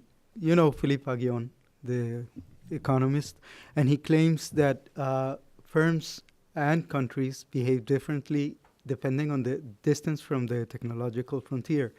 So you have, for instance, competition. That's a tool, that's a policy tool, which is always, something that governments have at their hand. And Aghion says that companies and countries that are closer to the technological frontier will improve when they are faced with competition. But if you're far from the frontier, what companies do is they throw the towel, in a way. They do not raise up to the standards of major world competitors. do you think that in Latin America, since we have large firms that might be closer to the frontier, and then we have a lot of large firms that are not close to the frontier, should we have like dual policies, or is that too inconvenient and too hard to manage? So I think both things are at play in Latin America, both ends of his inverted U. Just to go back in history for another second, one of the areas, the other one was Minas Gerais, but one of the areas in Latin America which actually did its own industrialization was Antioquia. Their immigrants did not play a particularly large role. And so they're one of Hirschman's three big growth pools, and they did it themselves. I think part of it is because they were really involved in London and the whole value chain of mining and everything, but they were at the frontier in certainly mining in the mid 1800s. But somehow it didn't continue over time. If you look at the number of engineers per capita in Antioquia in 1990, it just reaches the level that upstate New York had in 1880.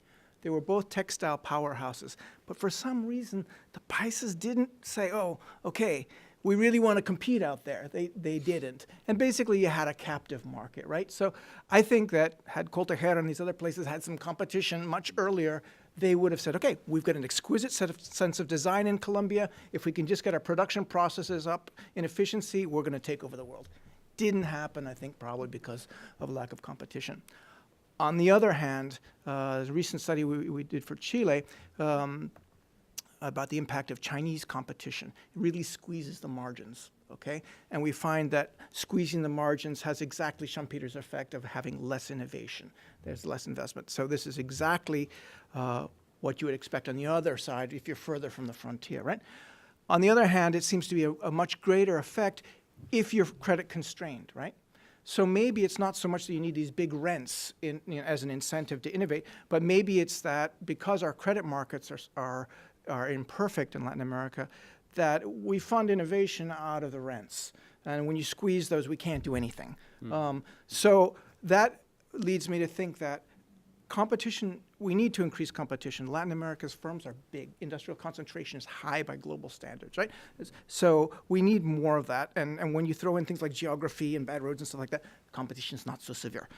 But definitely, if we're going to, you have to follow what the Japanese did in the 80s when the United States forced them to open the market. You pair that increased competition with support like managerial consulting services and the like, and be sure there's access to finance to make, to get over the rough times. I mean, when I talk in the auto parts sector in Colombia, there are basically three kinds of folks adjusting to the Chinese competition. One said, okay, I'm just going to compete with them by lowering my prices. It's below my costs, but that's what I'm going to do. Those people are dead. But there's another group of people who just couldn't really articulate a strategy, right? And if you help them a little bit, they say, okay, you're right. I shouldn't be trying to, go head on with the Chinese. And so like one firm switched from making brake pads that it was competing directly with Beijing. And so they went at these vertical iron gardens, right? They have to be tailor-made to every well in Bogota. You can't do it at scale. So they found a market with some pendiente, right? But it required a little help. To think through the problem because managerial skills, as we know, is weak. So I think a package, particularly for the SME sector, that combines, okay, we're not going to release the pressure to compete, but we're going to help you.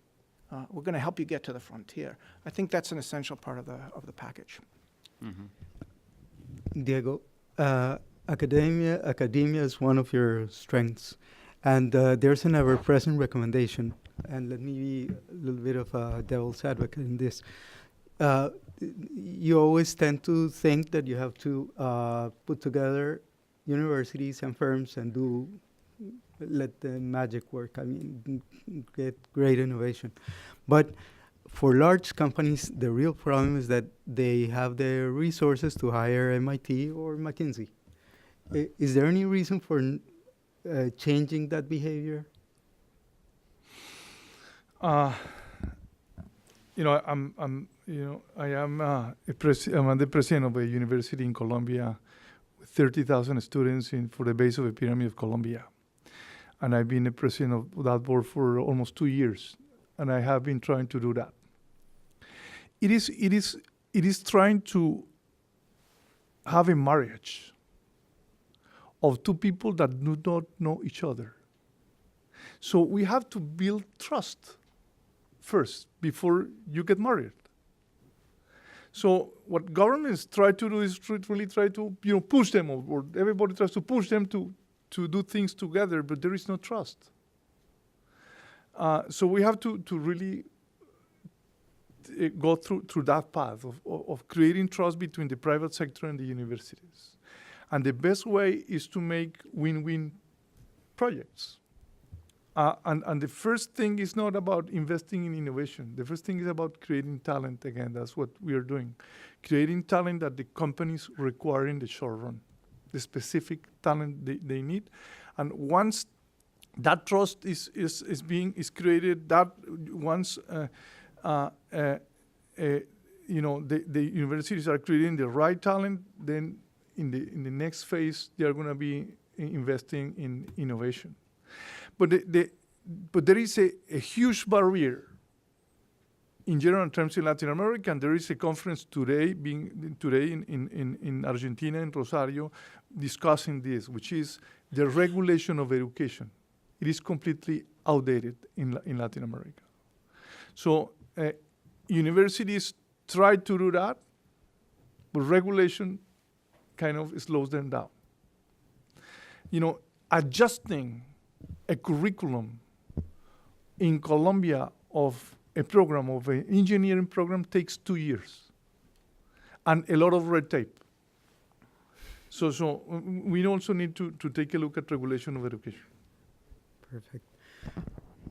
Luis, I think we've heard that CEOs play a crucial role on innovation in two ways. One is leadership, and the second one, which is my personal takeaway from the first panel, is that method and managerial practices are just key. I mean, the gentlemen that were sitting here before us, they showed us that they know that innovation it's a job, it's not a miracle.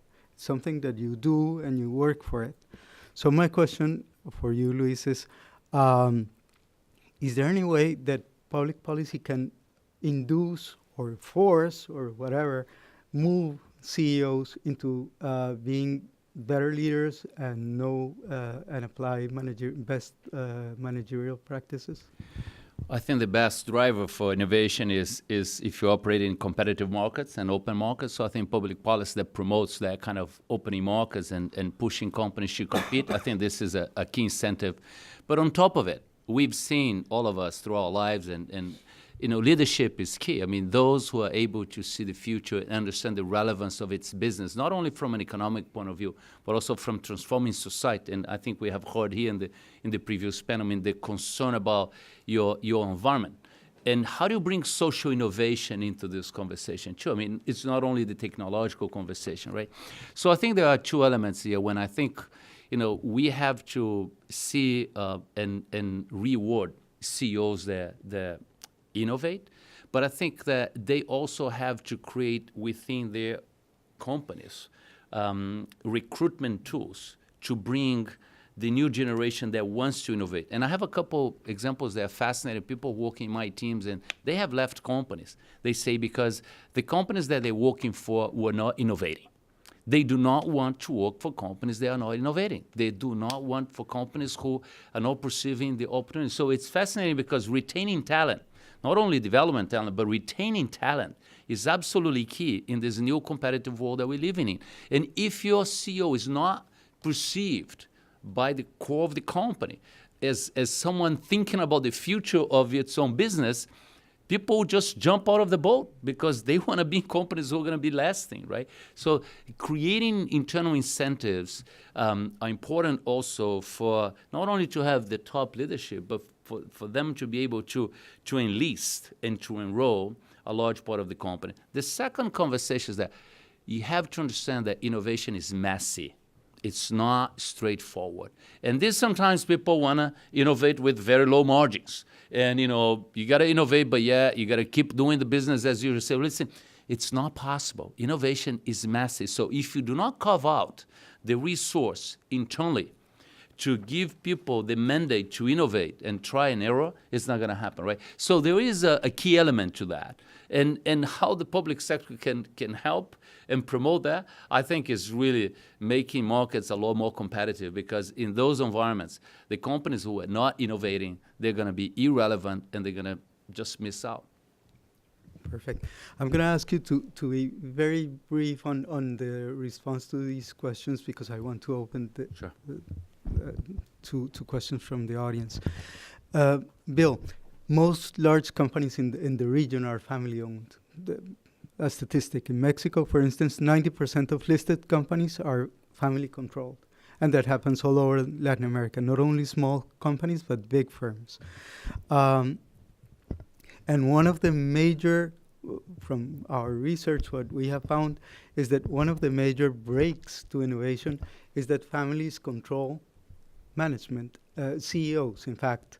And the problem of not having professional CEOs is what we have seen here. Is there any way that public policy can induce families to make professional choices on their management, aside from, say, opening the economy? So super briefly, trying to understand why it is that firms don't look for professional management, for instance, to help them is a bit of a mystery, but we have a couple hints. One is they don't know how bad they are to begin with. And no, I mean, there's Nick Bloom's data has here's my objective ranking of how good you are as a manager, and here's your self-ranking. And it should be, if everyone has rational expectations lining up nicely on the line, it's orthogonal. The worse you are as a manager, the better you think you are. So there's definitely an information asymmetry problem that governments could help. And I think this, having managerial consultants go in and benchmark you, I found entrepreneurs were very, I didn't think of that. You're right. I mean, I found entrepreneurs were very receptive to information. The second thing is that we found in a recent paper is that often they won't let go of control of a company because the legal system is not secure enough so that if Santiago starts misbehaving, I can get rid of him, right? And so I'm going to turn over control of my firm and not be sure that I can get it back for any number of reasons. And it's a very tight correlation with rule of law measures or trust measures in society. So, again, getting the playing field, one that's I'm going on too far. You want a reliable, trustworthy playing field so that people can look for the best talent. Thank you, Bill. Diego, there's something that is, I wouldn't call it a fad, but it's something that is sort of moving fast, and it's important as far as innovation comes. It's having governments give a mission to their entrepreneurs. Let's go to the moon. Let's build an atomic bomb, do something major. Of course, there are some better missions: reducing extreme poverty, infant mortality, crime, urban mobility, that sort of thing. Do you think that having a mission is important, an important part of policy making, as far as innovation goes? I think, of course, there are many examples of things like that being done in Latin America, but they do not create ecosystems. And I think we need to do now is creating ecosystems. And I think if a government wants to promote such a thing, they rather, like, for example, deregulate some industries to create the frameworks. For example, now we need the right frameworks to grow the fintech world, the entrepreneurs in the finance world, the fintech world. So it is way better to create the right regulatory framework to let them grow, or into the agtech, the technology for agriculture, or the health tech. We need the right frameworks to get them grow. That's way better than just giving a prize. It's like many governments all over the region do a lot of hackathons. That's completely worthless. I mean, because there are some people, some entrepreneurs specialize in just winning those types of contests. But that, once they get the prize, nothing happens. The companies die. Mm-hmm. Thank you, Diego. Luis, and I think that there's sort of an agreement on the topic that productivity comes from being contenders with world-class competition. And how do you force or convince large companies to become part of this global global market or global value chains, as you were saying? Great. Listen, just before, I forgot something that I think is quite powerful, and we're actually using it in Brazil to promote innovation, which is public procurement.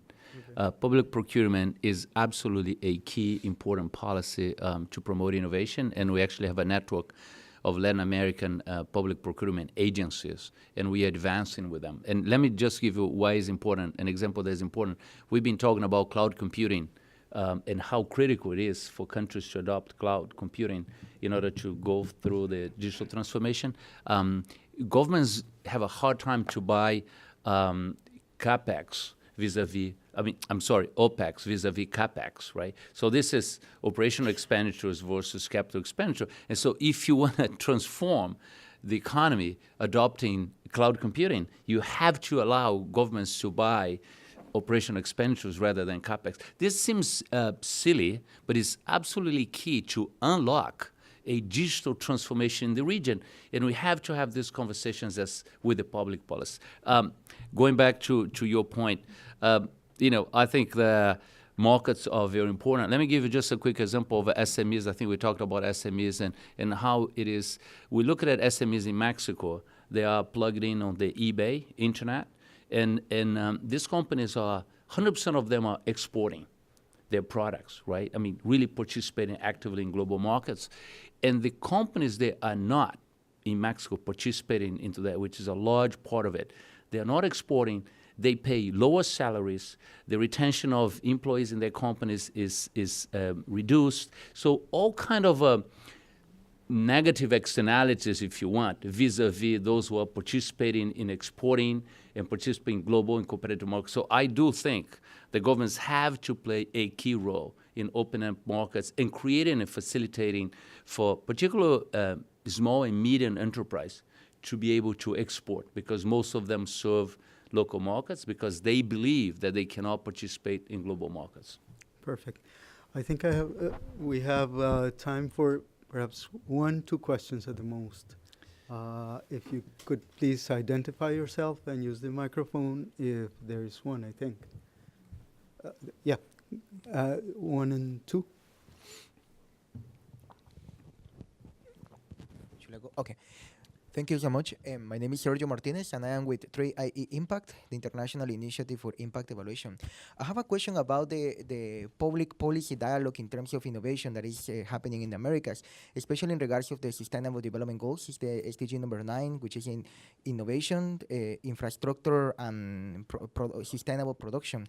So I'm wondering how the public and private sector have aligned common interests and strategic plans towards the achievement of these goals in particular, and if there is a network across Latin America that is very seriously engaging with indicators and best practices in order to generate basically sustainable solutions to address all of these prospects. And also in terms of the entrepreneurship ecosystems, I'm wondering in which areas of the entrepreneurship ecosystem, in terms of dimensions, where do you see the main gaps in terms of is there innovation network in investment networks or the culture transferable knowledge across different institutions?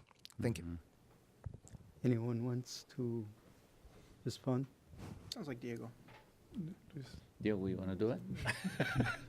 I can answer the second question, which is the gap is huge. I mean, in every aspect of the ecosystem, the gap is huge. The largest gap is talent, by far. The second gap is financing. Financing the startups, and again, that's where the corporate world plays a role, but also regulation. For example, crowdfunding regulation is key here to close that gap urgently in the region, and the creation of angels and so on and so forth. But also there is market access that I didn't mention before. That's a huge gap. If an entrepreneur tries to develop a solution for a small market, that effort is exactly the same one as for a large market. And Latin America is failing big time in unifying a market. And Luis and the IDB and many people have been trying to really unify. Helping, for example, the Pacific Alliance to really try to show them the importance of having a common digital market. And unfortunately, the steps taken in that path are very, very, very shy.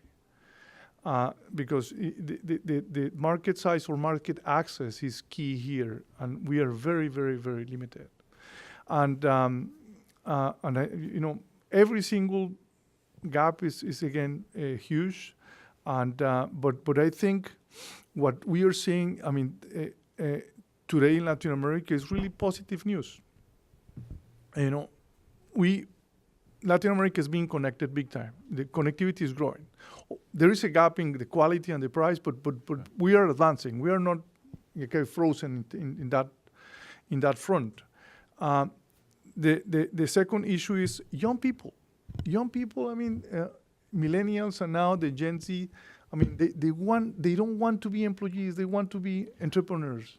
And that force is growing big time, and that's going to change also the numbers of entrepreneurship in the region.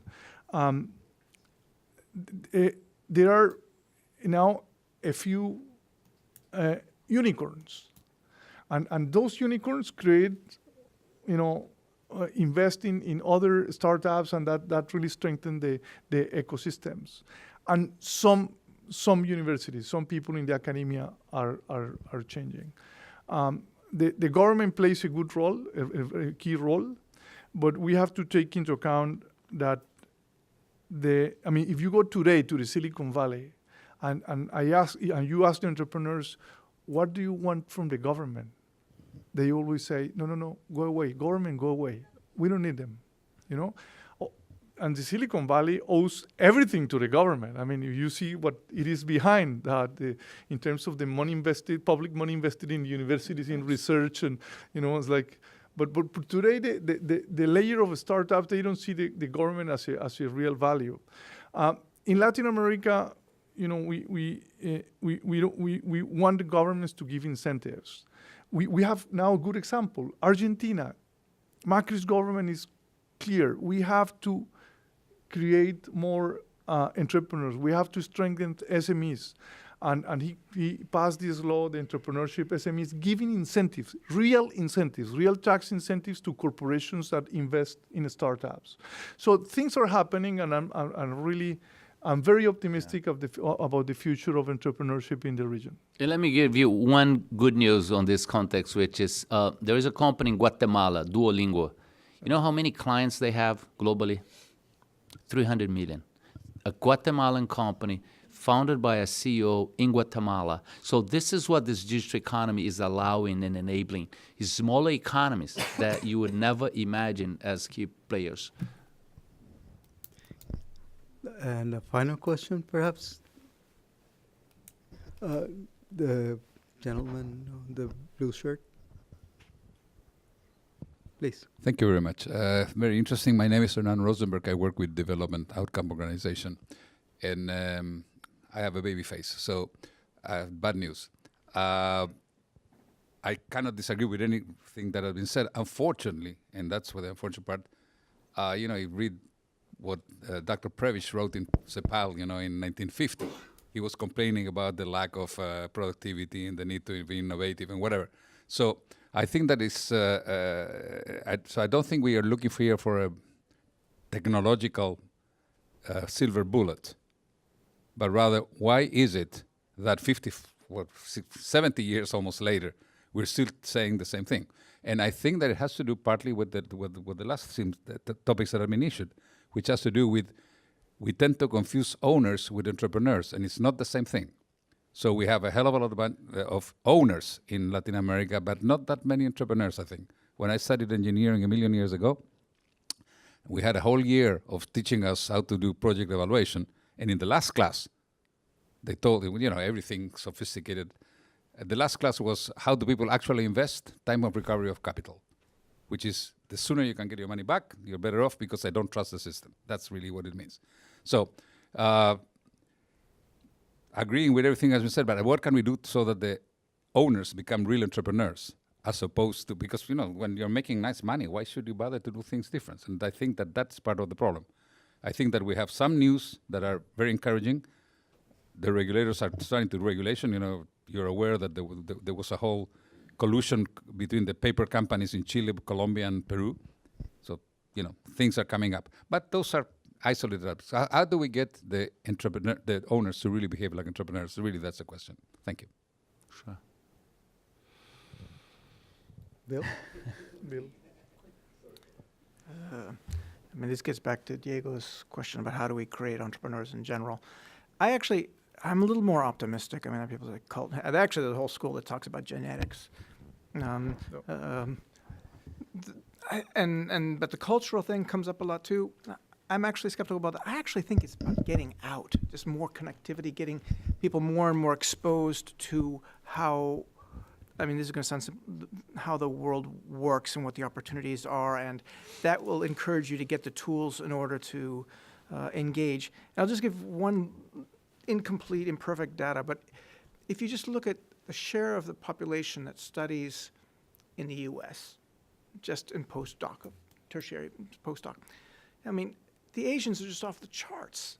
They don't speak the language. It's really far away, and they're all in Silicon Valley studying. Why? Because the same reason that what's-his-name said about why he robs banks. That's where the money is. Latin America's not there. It's below the trend, right? Even Vietnam, which had a lot of problems with the United States, they're way off the charts in terms of number of students in the U.S. And at one point, Andres Velasco was saying, okay, we got to get more Chileans out there, and the whole startup Chile is the same thing. We're going to bring them here. I think that's, getting people just to see a different vision of how they could be, how they could make a living, how they could be, is important.